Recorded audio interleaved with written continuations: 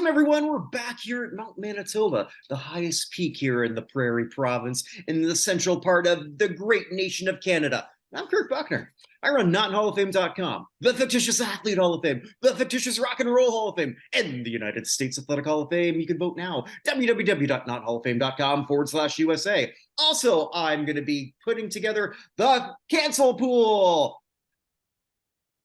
And special guests for that are going to be these two people here, Andrea Tessmann, Brad Nelson. Hi there. How are you degenerates doing? Degeneratively. Yes. Yeah, degenerating as we speak. It was my pick. And I came up with something I thought that at least Brad might know, but you didn't. You didn't even know the singer. I was a little hurt. I know her mentor. I know her mentor well. Yes, I had to share because like Brad and I and Andrea and I, we sort of had this off-air thing because I think I disappointed Brad that, I'm not really into Pornhub or porn stuff that much. But I am into old videos like this, and I guess this is sort of my spank bank. It's Vanity, and it's pretty mess. Where is it? Where's the pretty mess? On her dress. Long before Bill Clinton, this girl was singing about, she's obviously a Nostradamus of the music world. Oh, a lot of things went up her Nostradamus. That's very true. Vanity, Denise Matthews, from Niagara Falls, Ontario, Canada. So, technically, not technically, we're talking about a real good Canadian girl. I didn't even realize that at the time. I don't know if good falls into, at least not in her performing years. Not in her performing. Even after that, this woman. Oh, I told you there was a lot on this. There is this totally separate chapter in the DSM about Denise Matthews. Well, she, like a lot of very, very attractive women, she got a bit of a leg up. She didn't have the best childhood growing up, but got a leg up on Prince and Nick. Leg up on Prince. Yes, got a leg up on Prince. Became a model in Toronto, then New York, and I don't quite know how she wound up with Rick James. Maybe just the way she looked. Vanity, from what I can tell, despite a lot of the interviews I'll do, just interviews about her, people who knew her, describe her as very driven, very strong, very, I don't say pig-headed, but enough to know that she was the one that sort of, from what I can tell, broke up with Prince. That's not easy to do.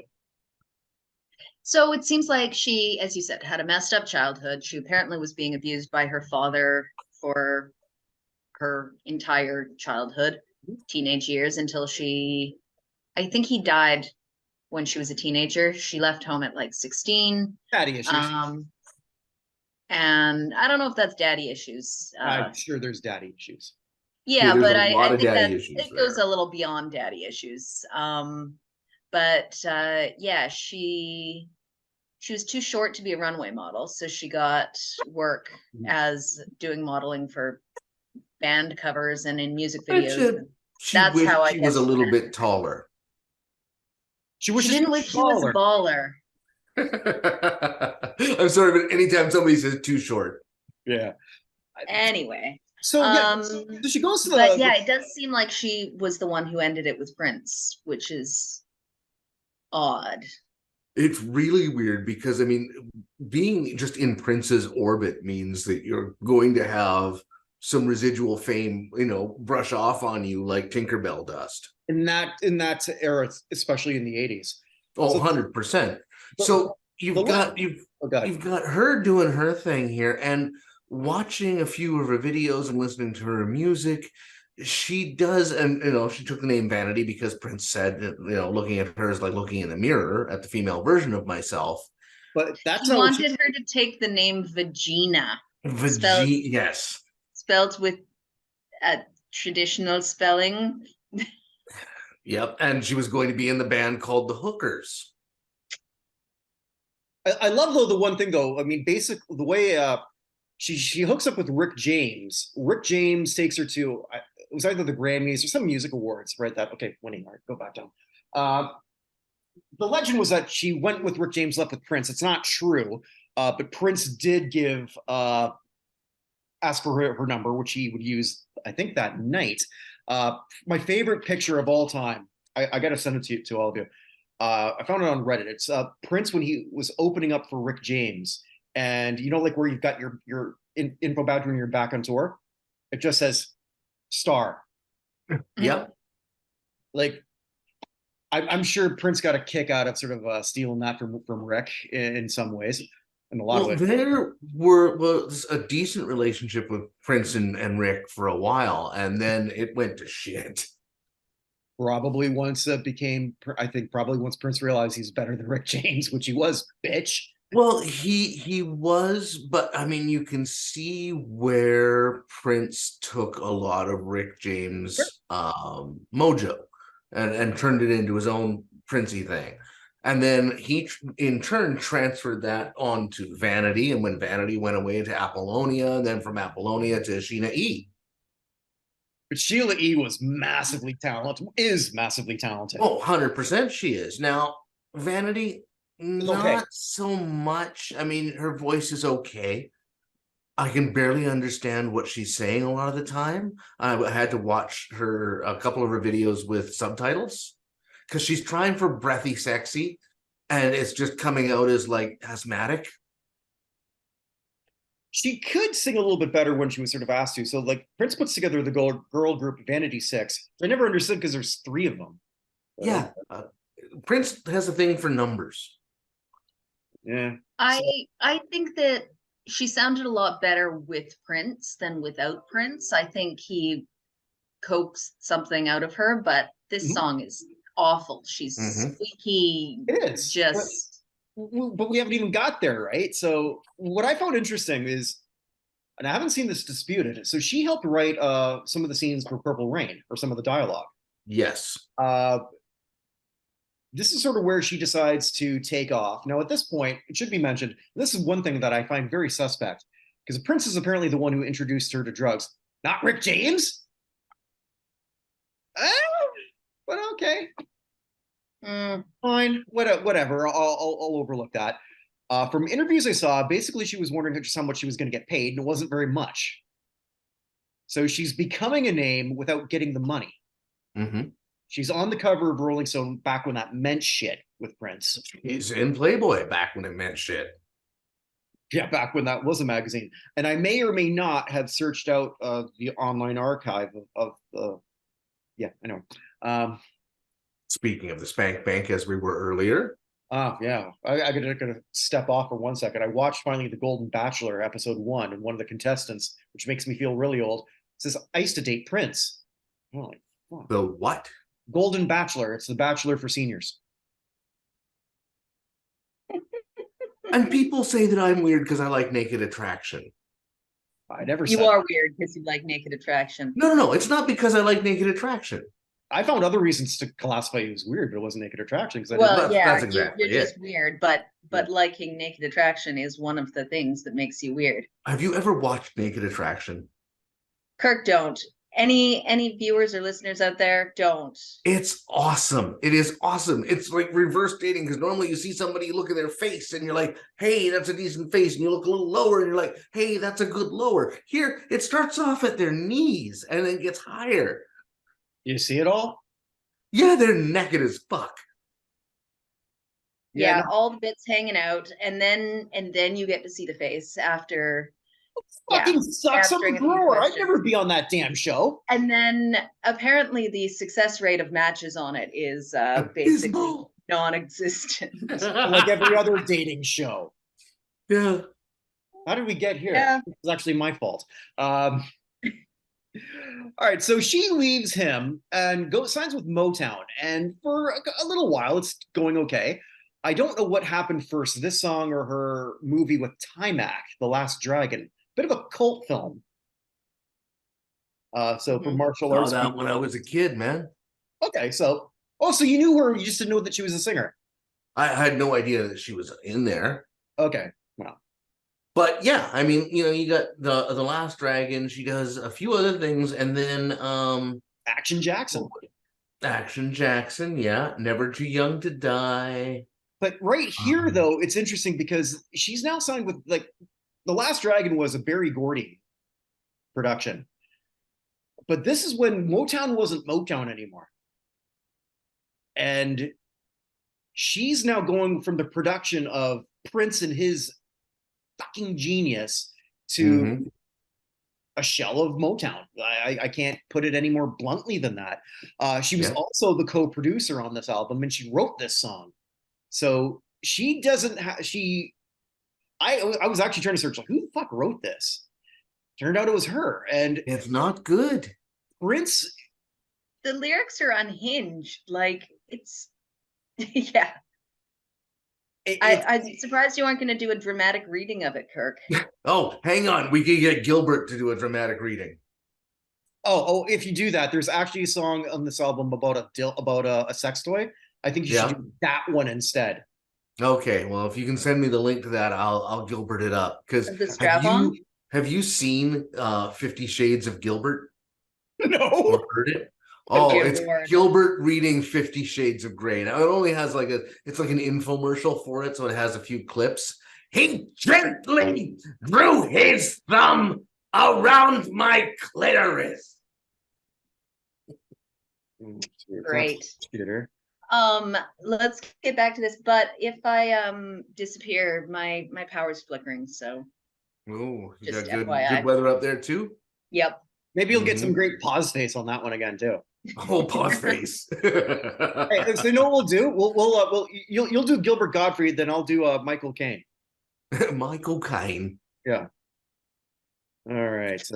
But anyway, so she's doing this, and she's not doing well. Well, and she's doing a lot of cocaine. Oh God! And for those which makes a lot of ideas seem good.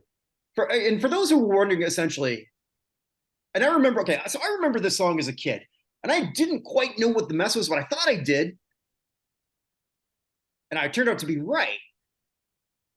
But I found like her performing this on Solid Gold and just like other these daytime shows that ran in daytime. And for those who haven't figured this out, this is Pretty Mess. He made the words there. He made such a pretty mess on my dress.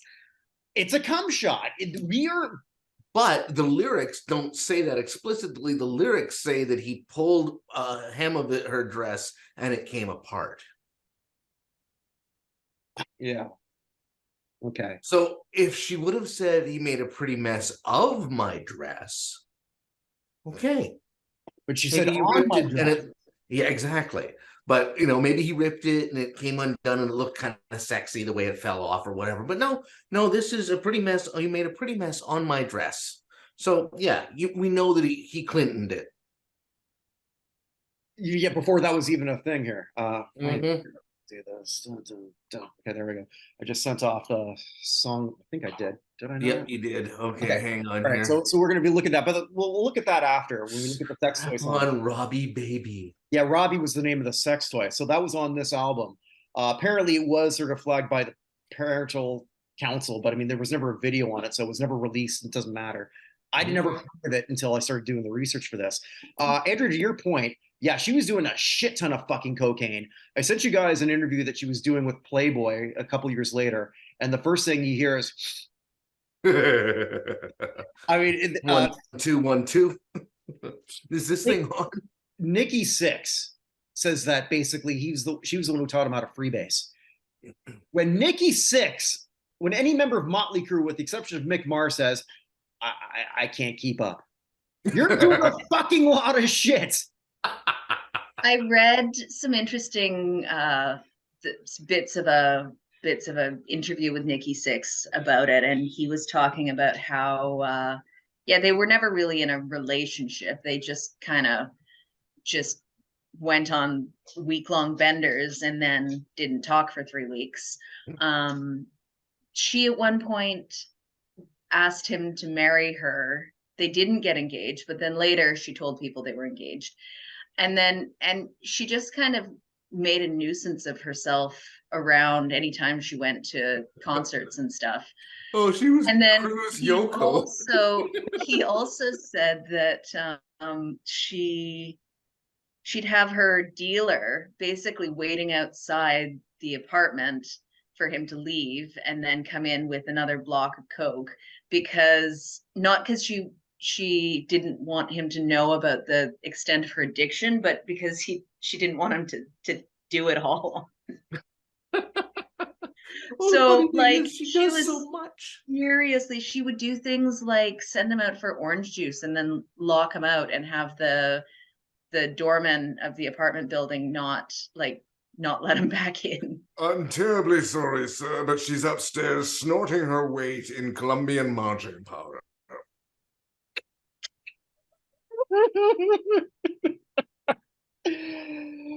So the song did become a minor hit. More on the it's weird saying the black charts, but that's what they called it then. I think what number The 7 R&B charts. Well, it was called both at the time. I mean, it was like 75, I believe, was the peak on the mainstream. I think where this one musically, I mean, again, it's just not with the Prince funk, because no one can replicate that other than Prince. Nobody could. No, you just you can't. Lyrically, Prince sometimes was very, very graphic and very, very, but he could also sort of like make it a little subtle. Oh, Darling Nikki. Darling Nikki, Little Red Corvette. I met her in a hotel lobby masturbating with a magazine. Now, that lyric always confused me, because was he masturbating when he met her? Was she masturbating? Furthermore, with a magazine, was she using the magazine as a masturbatory aid? Was he? I don't know. There's so many questions. What if the magazine was Popular Mechanics? That would make it even weirder. I'm just wondering if it was being used as like a weird paper cutty fleshlight. Did they have those then? No, they didn't have it then. He had to make do with a magazine. Oh, I see. Oh, there you go. See, I'm so stupid. All I did was just sort of like roll them up and just make. I was happy. I was easily entertained. I didn't know I could do that. Hell yeah. Still, if I find a cardboard tube, somebody's getting a bonk in the head. And you're not That even is the only answer. What was that, Kirk? You're not even using your arms to do it. Just the noise that tube makes, whether it's a paper towel tube or like a wrapping paper tube. Wrapping paper tube is the best. Yeah, those are the best, because then they're all lightsabers. Yeah, and just the noise they make. Thunk. Proper echo. It's great. Anyway, I've been reading the lyrics on here. All right, so yeah, who wants to start? Actually, Andrea, do you want to? What voice can you do? I don't do. You do an Andrea Tessmann like nobody's business. Yeah. I don't know. I mean, like, there's got to be something you can do. Well, hit us with a Kermit or something. Swedish Chef. No, I don't do impressions. Animal. I see, I'm working in your wheelhouse here. What Kermit? There you go. You can do. I'm sure you could do a Miss Piggy. No, I don't do impressions. I don't do them very well. It never stops. No, you're terrible. Oh yeah, I mean, I tried to do one. We were looking at a hockey player named Pavel Dimitri on the last show, and because he won the Lady Byng Trophy, and I said that it's the trophy win as the most gentlemanly hockey player annually, and I said like that's something you don't put. That's the only major award you can win that you don't put on Tinder. So I was trying to do a Slovak impression, and it just comes out like this: "I won Lady Byng. You date with me now." And then, so basically, it's like I should do the South Park thing. Like all celebrity impressions are done poorly. Brad's terrible. Kind of like a cross between like French and like not even Quebecois French. That's like Parisian French. Yeah. Field worker kind of accent. It's possible that this hockey player once played in France. So there you go. There you go. I don't know. What's a Slovak impression? I don't fucking know. He's easy. Just do like Russian accent, maybe. But that sounded more French than what I did. I don't know about French. French, it's got more of a sneering, smarmy attitude to it. Oh. You need the French laugh. That's You what have makes you have to laugh like a Frenchman. yeah. On. All right, Gilbert, you just do the whole thing. Just do the No, whole I'm thing. not going to do the whole thing, but Start it you off. know, you want some candy, little boy? Robbie, don't you want to come out and play a while? Make me ooh. The stuff that they got in here later, like partway through the he say something inside me excites you. Strap it on tight. If you want to come on a carnival ride, baby, yeah. Strap it on tonight. Like, we know she's talking about a boy, but she's also telling him to strap it on. So is this boy just No. It's Robbie is the sex toy. Well, Robbie is the sex toy. Yes. Okay. So Robbie's the name of the sex toy. Now maybe this changes things. Okay, all right. We may or may not keep this, but I'm going to do this anyway. I don't give a. You don't edit. No, I don't edit. Okay, Robbie, baby, I got your hair in the way you slide your fingers through. Robbie, baby, just down there.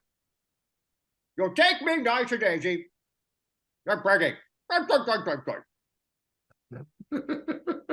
Some men just want to watch them. I can't do a Michael Caine. I can't either, apparently. Apparently. You just sort of like, yeah, morp to everything. Yeah, you almost went Charlie Brown's teacher there for a second.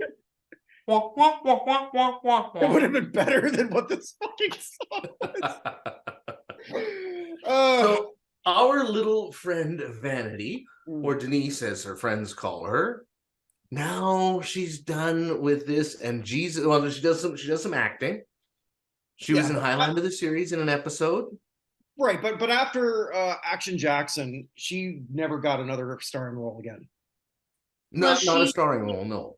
And I think pretty shortly after that, she went into kidney failure. Well, lost a kidney. And that's when Jesus shows up. And yeah, that's when she was told she had 2 days to live, and she made a deal with yeah, but do you know who introduced her to Jesus in the first place, or the Bible? Like, I don't know if this is true. Phil Collins? No. No, because Jesus, he knows me, and he knows my name. Yeah. It was someone that got her reading the Bible with him. Yeah. According to what I read, and I don't know how accurate this is, it's Sam L. Jones, Flash Gordon. Oh shit! Really? It blows my mind if that's true. Mm. Because he was so amazing in Ted, self-parodying himself as a drug addict. So she winds up losing her cocaine instead of her religion. And that was her in the spotlight after she lost. That was her briefly in the spotlight, like flash in the pan, man. Losing my religion.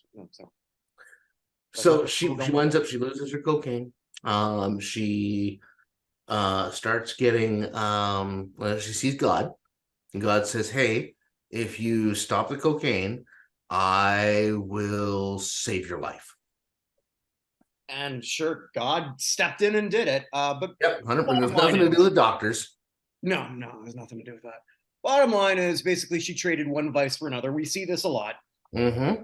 A lot of recovering addicts of any kind go to religion, but it kept her alive. Briefly.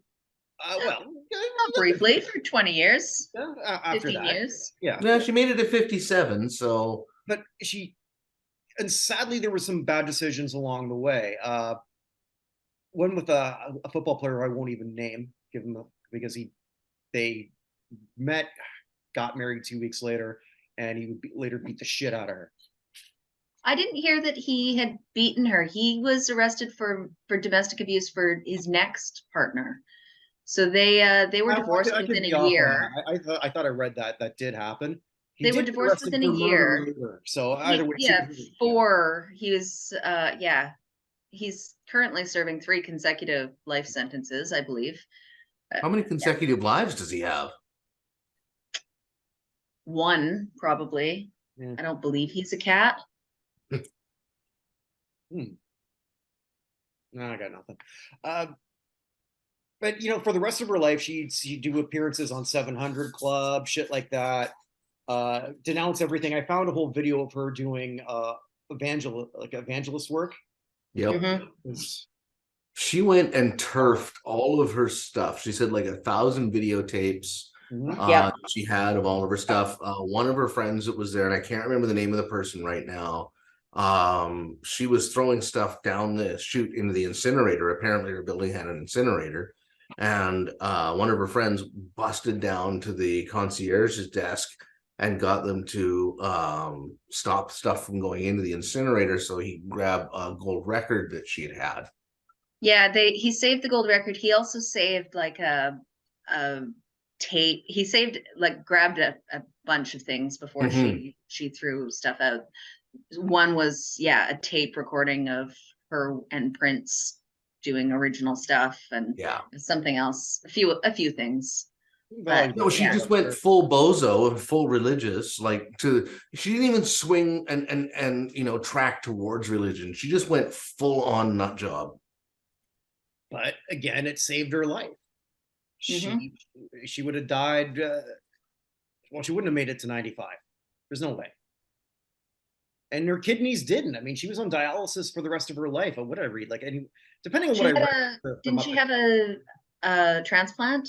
She was having 5 20-minute dialysis sessions per day. So she was pretty much on this per day forever. Well, not forever. Obviously, that was a dumb thing to say, but that was pretty much her life, and that was the deal and contract that she made in her head. If we're offending any religious people, sorry about that.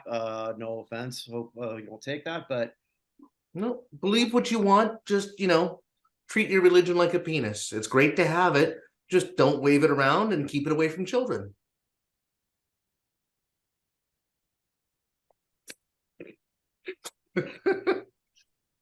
I'm it's the second time I've had a loss for words. This is not like me. She also basically renounced. She said that the whole sexy, crazy image that she had as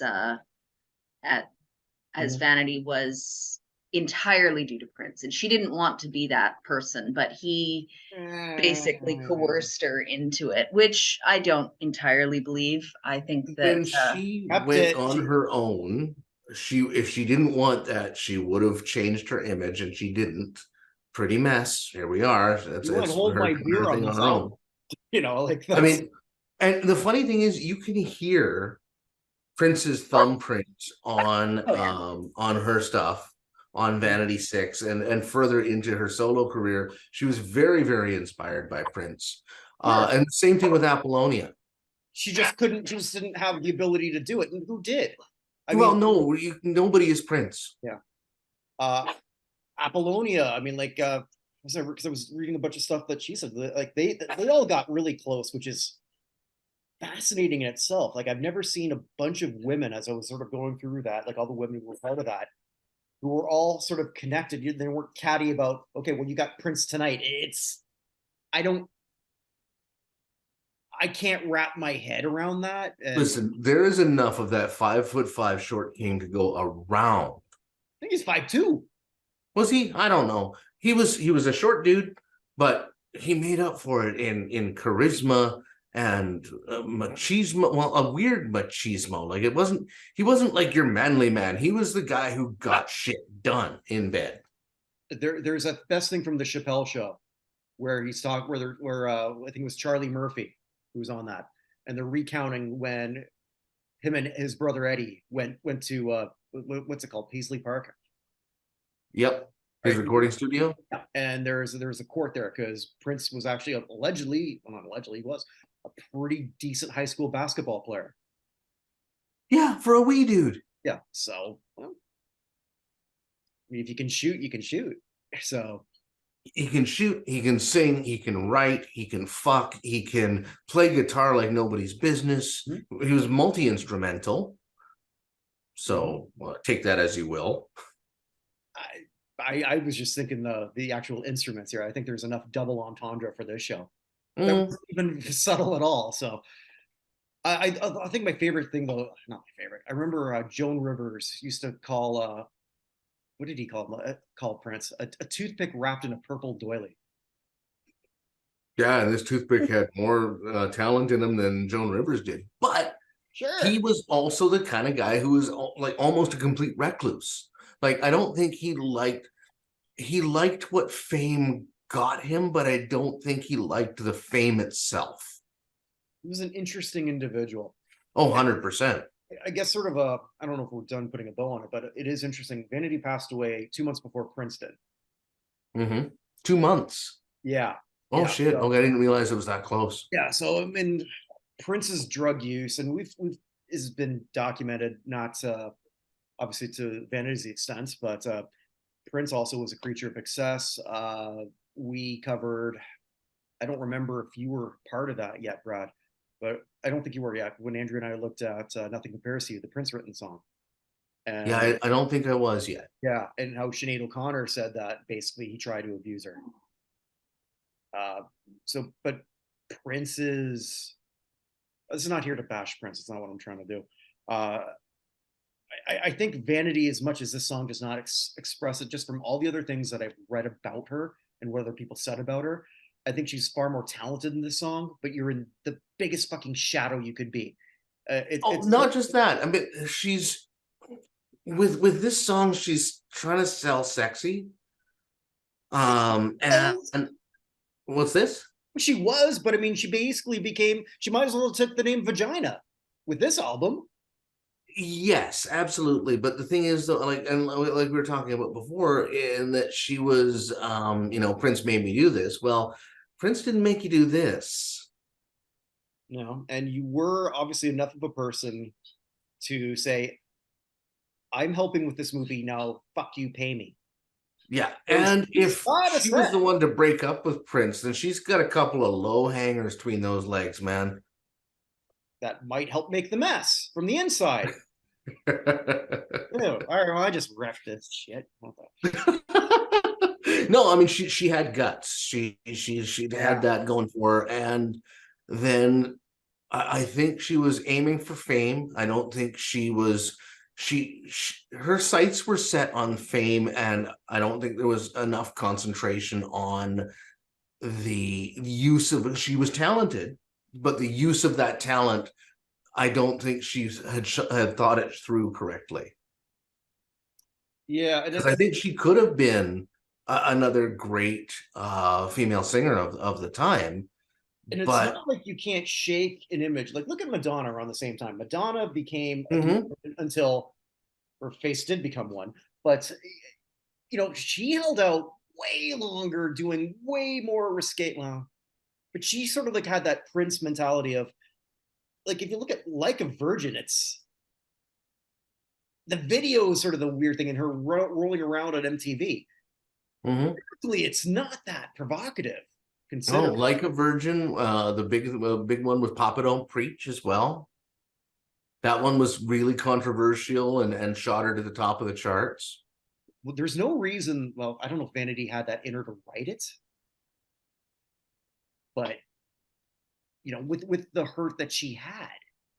Well, yeah, and see, that's where I was going to want to loop back to on the daddy issues, and I don't really want to minimize it by saying daddy issues, but she didn't have a healthy childhood, and so I think she was aiming for attention at all costs. Until all she was aiming for was, like we said, the coke. That was her drive. It ended her indirectly. I don't know if it indirectly saved her just by the way she got out of it. I don't know. It's it's a very interesting person who attached to the most interesting and enigmatic personality in music. But like I was saying earlier, you just can't escape that shadow. It's like, hey, Jermaine Jackson wasn't bad. You're you're the distant third to Michael and Janet. Even Jermaine you hear about more than Tito, man. Tito you don't hear shit about. Tito is, if your name is Tito, you already lost. You took an L in that family. Except now he's got that he's got the vodka. Tito. Your kid Tito. 9 months, the best name thing you can come up with is Tito. Of course, I'm named after Star Trek, and that was when my dad drank a lot. Oh, here we go. Anyhow. Oh, so we're back to daddy issues. Where are my daddy issues? Papa, you name me after start. No, I got it. Andrea, are we doing a song next week that's from 1944 or something ancient? No. Okay. Why you would say that? Just because I picked a song from 2 times? Not 2 times.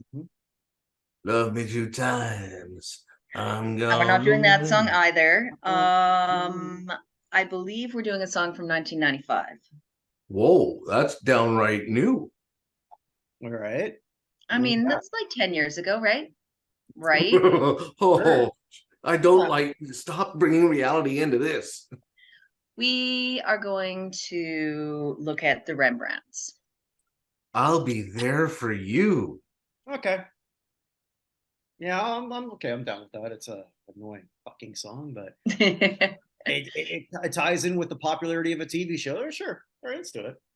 Well, we're doing it anyway, even if I didn't want to. Well, just think of it this way, man. We can go through, we can do our research, and then we can talk about Jennifer Aniston's nipples.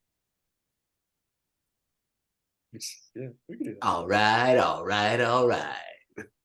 Hey, all right. Since do I want to ask this question now or next week? All right. Let's see. You won't remember next week. Yeah, I won't remember. I'll ask now. All right, Andrea. Were you a Joey, a Chandler, or a Ross person? Chandler. Oh yeah, you would be into Miss Chandler Bong. It's incidentally one interesting fact about Chandler, played by Matthew Perry, my favorite actor, because he said on a talk show that he beat up Justin Trudeau when they were kids. Ah! Just had to get one in there, eh? I did. See, so if Matthew Perry can go 1-0, I could too. But anyway, yeah, when they were 5. I don't care. Could you be any more clueless? Could I be any more petty? All right then, Kirk. Which one of the girls? Okay, well, my wife just got home, so I got to be really careful how I answer that. No, you don't. No, I don't. Because I can hit on Pauline while you answer. I always thought of myself as more of a Chandler, and I married a Monica. So there you go. Okay, there you are. Perfect. All right. Yes, you are. You were definitely a Monica. Realistically, though, my favorite one was, and this may not surprise you. Obviously, it was Ross's Asian girlfriend. Well, sure. Yeah, and I think Brad's into Phoebe just because he likes some weird. Okay, not completely though, because I want like a mix of Phoebe and Ursula. His Princess Consuela Banana Hammock. All right, well, Jennifer Aniston's character and Phoebe. Like, I want the niceness of Phoebe and the wittiness of Jennifer Aniston's character. Oh, there you go. Rachel. Well, you remembered the nipple, so that's at least 2 you got right. Dude, they entered a room 2 minutes before she did. I was watching a lot of old Three's Company. Come and knock on our door. The late Suzanne Summers. But anyhow. Hey, Kirk, I heard you wrote a book. Not only did I write a book, it is about the late, great Chavo Guerrero Sr. What a great man. Fucking wicked segue, eh? Yeah, he had nipples too. We didn't talk about him. Could you milk me, fucker?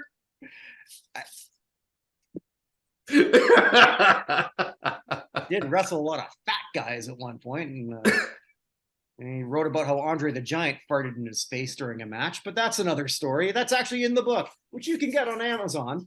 Chavo Guerrero Instant Classic, and read about Andre the Giant's farts. I've heard that they were pretty epic. From what was I reading? Oh, it was the Princess Bride. Yeah, the fairly recently there was a documentary sort of thing. Anyways, yeah, talking about Andre the Giant's Just farts. talking about Yeah, farts. they were. I think there was Billy Crystal was talking about how he got drunk on a horse, and so like, what do you do when you have a? And then one time he passed out. What do you do with a 500-pound giant? You just leave him there. He sleeps wherever he wants, just like a gorilla. Have fun storming the castle. There you go. So check that out if you can. There's also the other shows I do. The weekly show with Evan, the Hall of Fame show. Vinny makes the Hall of Fame case for various people. The next one he's doing is George Steinbrenner, the famous New York Yankees owner. Famous. Well, okay. You ever watch Seinfeld? Yes. Okay. So when they actually did, when What's the deal with the New York Yankees? I know, it's not great. So when Costanza actually worked for the Yankees and they're doing the Steinbrenner, that's actually after the real Steinbrenner. I figured I had to explain that to you because that person actually does exist. Well, he won a lot of awards. Anywho, a bunch of other shows are in the can that are coming out soon. There's going to be the live show coming soon where we're going to be announcing the first class of the United States Athletic Hall of Fame. There's going to be the cancel pool. Look for that live on November the 22nd. What's the cancel pool, you say? Well, who's Have we figured out how the cancel pool is going to work yet? And like the point application. But we have a date for it, at least. We have a date for it. I'm working on other people for it. But basically, if someone gets canceled over the 12 months, we get points based on what the arbiter says, and that arbiter will decide that based on the likelihood of that person getting canceled and their level of fame. Someone's got to decide because we can't just say, okay, mine's a 10. Yeah, as I'd pick all 10s then. Well, you very well might. You just don't get to decide what they are. I don't know. It's going to be very sloppy and fun. Ryan Reynolds would be like a solid 8.5, I think.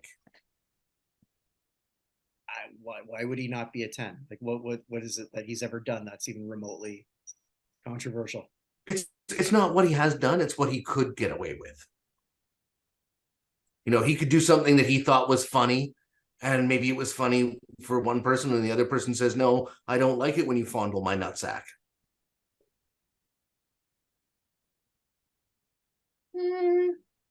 Okay, Andrea's sort of thinking. I think you're wrong, but that's. Andrea's just thinking about wanting to be fondled by Ryan Reynolds. True, I would let him fondle my nutsack. Well, that's kind of the problem with your point, Brad. I don't think anybody would turn down a fondling from Ryan Reynolds. I would. Ryan Reynolds walks up to you and goes, excuse me, Kirk, nutsack. And you would say no? Yes, I would say no.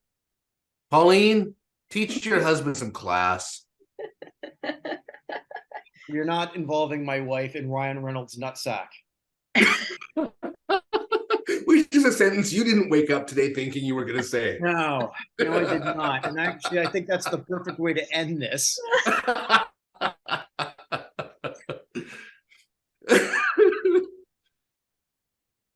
All right. On that note, wherever you are, Kirk. Wherever you may be, stay classy, which means to look at us like Jesus Christ. Good night. This went off the rail faster than Vanity went off her rails and found the new ones. She stayed on the rail. She was like right in the middle line. Then came back on and went back on them. All right, I'm done. This is it. Bye. Good night.